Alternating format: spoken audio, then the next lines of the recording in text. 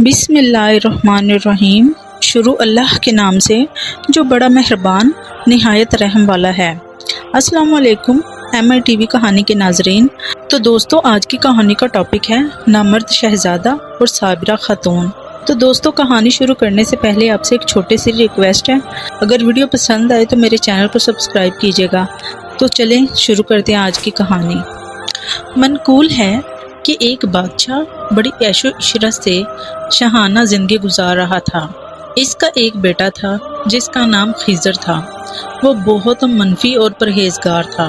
ایک دن بادشاہ کے پاس اس کا بھائی الیاس گیا اور کہا، بھائی جان، اب آپ کی عمر بہت ہو گئی ہے، آپ کا بیٹا خضر حکومت میں کوئی دلچسپی نہیں رکھتا، آپ خضر کی شادی کرا دیں تاکہ اس کی اولاد میں سے کوئی آپ کا جانشین بن کر تخت شاہی سنبھال لے اور اس طرح حکومت ہمارے ہی خاندان میں رہے گی۔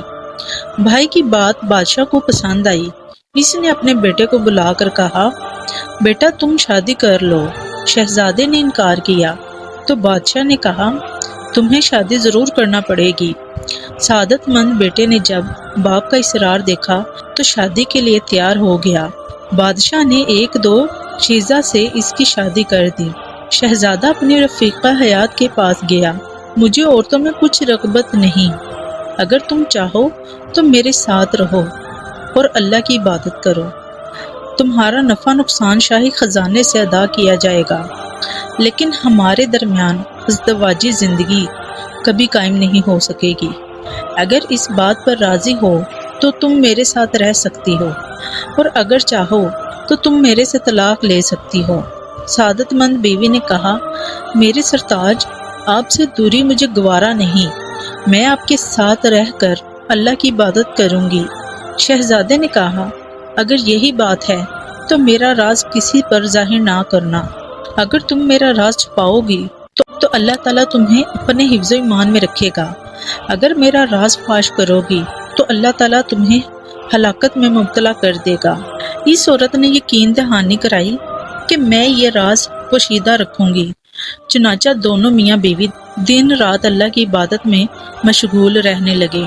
1 سال گزرنے کے باوجود ان کے ہاں اولاد نہ ہوئی تو بادشاہ نے اپنی بہو کو بلایا اور کہا کہ میرا بیٹا بالکل نوجوان ہے، تم بھی تو جوان ہو، پھر بھی تمہارے ہاں اولاد کیوں نہیں ہوئی؟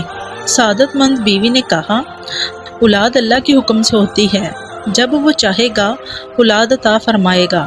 پھر بادشاہ نے اپنے بیٹے خضر کو بلایا اور کہا، 1 سال گزرنے کے باوجود تمہارے ہاں اولاد کیوں نہ ہوئی؟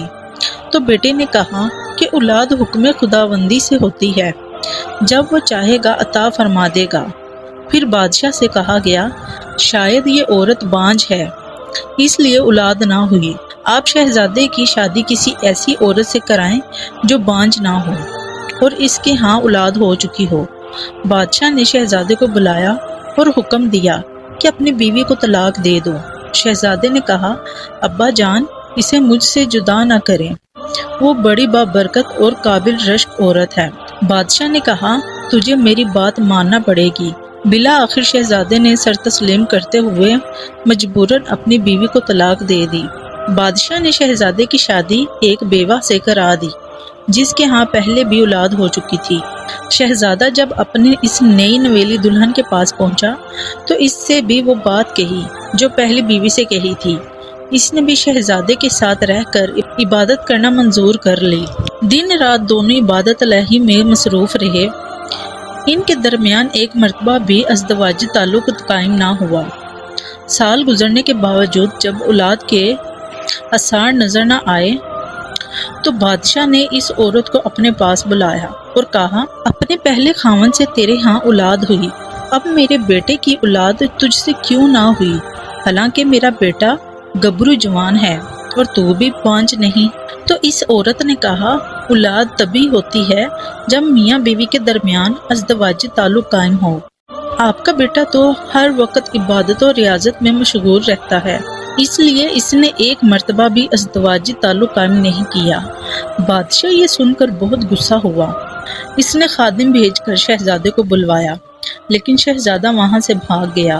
3 سپاہی اس کے پیچھے گئے تو شہزادہ مل گیا۔ سپاہیوں نے بادشاہ کے پاس لے جانا چاہا تو اس نے جانے سے انکار کر دیا۔ 2 سپاہی لے جانے پر بازد رہے تو تیسرے نے کہا، شہزادے پر سختی نہ کرو، اگر ہم اس وقت اسے بادشاہ کے پاس لے گئے تو ہو سکتا ہے کہ بادشاہ غصے میں آ کر اپنے اس نیک بیٹے کو قتل کروا دے۔ بہتری اسی میں ہے کہ شہزادے کو اس کے حال پر چھوڑ دیا جائے۔ دونوں سپاہی تیسرے کی بات سے متاثر ہو گئے اور شہزادے کو وہیں چھوڑ کر بادشاہ کے پاس پہنچے۔ بادشاہ نے شہزادے کے متعلق پوچھا تو 2 سپاہی کہنے لگے، عالی جان، ہم نے تو اسے پکڑ لیا تھا لیکن ہمارے رفیق نے اسے چھڑوا دیا۔ بادشاہ نے غصے میں آ کر تیسرے سپاہی کو قید میں ڈال دیا۔ پھر بادشاہ شہزادے کے متعلق سوچنے لگا۔ اچانک اس نے دونوں سپاہیوں کو بلوایا۔ جب وہ سامنے آئے تو کہا، تم دونوں نے میرے بیٹے کو خوفزدہ کیا، اس لیے وہ مجھ سے دور چلا گیا ہے۔ اے جلاد، انہیں پکڑ کر لے آؤ اور ان کے سر قلم کر دو۔ پھر شہزادے کی دوسری بیوی کو بلوایا اور کہا، تو نے میرے بیٹے کا راز فاش کیا، تیری وجہ سے وہ مجھ سے دور چلا گیا۔ اگر تو اس کے راز کو چھپاتی تو آج وہ میری آنکھوں کے سامنے ہوتا۔ اے جلاد، اسے بھی قتل کر دے۔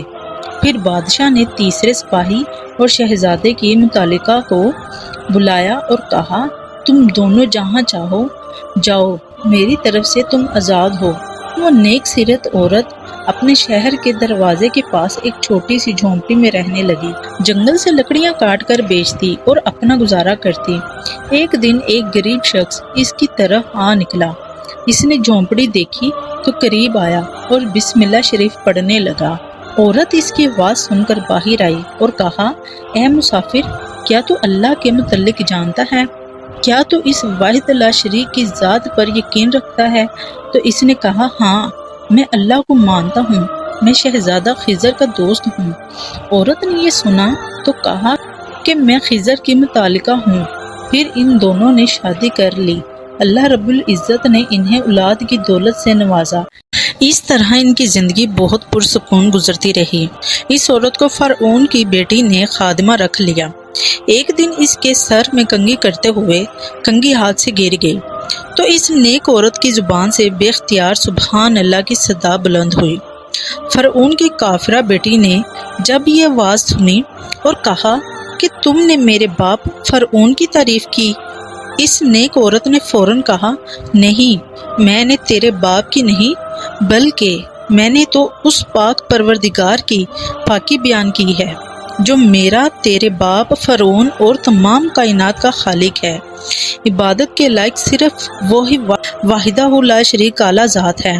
اس نیک عورت کی ایمان بھری گفتگو سن کر فرعون کی بیٹی نے کہا، میں تمہارے بارے میں اپنے والد کو بتاؤں گی کہ تم اسے خدا نہیں مانتی۔ عورت نے کہا، بے شک تم بتا دو۔ فرعون کی بیٹی نے اپنے باپ کو بتایا اور اس نیک سیرت عورت کو اپنے پاس بلایا اور کہا کہ ہم نے سنا ہے کہ تو ہمارے علاوہ اور کسی کو خدا مانتی ہے۔ تیری سلامتی اسی میں ہے کہ تو اس نئے مذہب کو چھوڑ کر ہماری عبادت کر، ہمیں خدا مان، ورنہ تمہیں دردناک سزا دی جائے گی۔ عورت نے کہا، تو جو چاہے کر، میں کبھی بھی شرک کی طرف نہیں آؤں گی۔ فرعون نے جب ایک ایماندار اور نیک عورت کی گفتگو سنی تو بہت غضبناک ہوا اور تانبے کی دیگ میں تیل گرم کرنے کا حکم دیا۔ جب تیل کھولنے لگا تو اس کے بچوں کو ابلتے ہوئے تیل میں ڈال دیا۔ کچھ ہی دیر میں بچے کی ہڈیاں تیل کے اوپر تیرنے لگیں۔ ظالم فرعون نے عورت سے کہا کہ تم مجھے خدا مانتی ہے؟ اس نے کہا، ہرگز نہیں، میرا خدا وہی ہے جو تمام جہانوں کا خالق و مالک ہے۔ فرعون نے اس کا دوسرا بیٹا بلوایا اور ابلتے تیل میں ڈال دیا۔ پھر اس عورت کو شرک کی دعوت دی۔ اس نے پھر صاف انکار کر دیا۔ فرعون نے اس کے تیسرے بیٹے کو بھی تیل میں ڈال دیا۔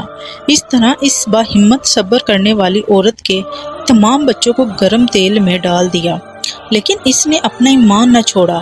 ظالم فرعون نے حکم دیا کہ اس کو بھی اس کے بچوں کی طرح گرم تیل میں ڈال دو۔ سپاہی جب اس عورت کو لے جانے لگے، فرعون نے کہا، اگر تمہاری کوئی آرزو ہو تو بتاؤ، اس عورت نے کہا ہاں میری ایک خواہش ہے، اگر ہو سکے تو یہ کرنا، جب مجھے کھولتی ہوئی دیگ میں ڈال دیا جائے اور میرا سارا گوشت جل جائے تو اس دیگ کو ایک شہر کے دروازے پر بھجوا دیا جائے، وہاں پر میری ایک جھونپڑی ہے، دیگ اس میں رکھوا کر جھونپڑی گروا دینا تاکہ ہمارا گھر ہی ہمارے لیے قبرستان بن جائے۔ فرعون نے کہا ٹھیک ہے، تمہاری اس خواہش کو پورا کرنا ہماری ذمہ داری ہے۔ اس نیک عورت کو گرم تیل میں ڈال دیا گیا، کچھ ہی دیر بعد اس کی ہڈیاں تیل کے اوپر تیرنے لگیں۔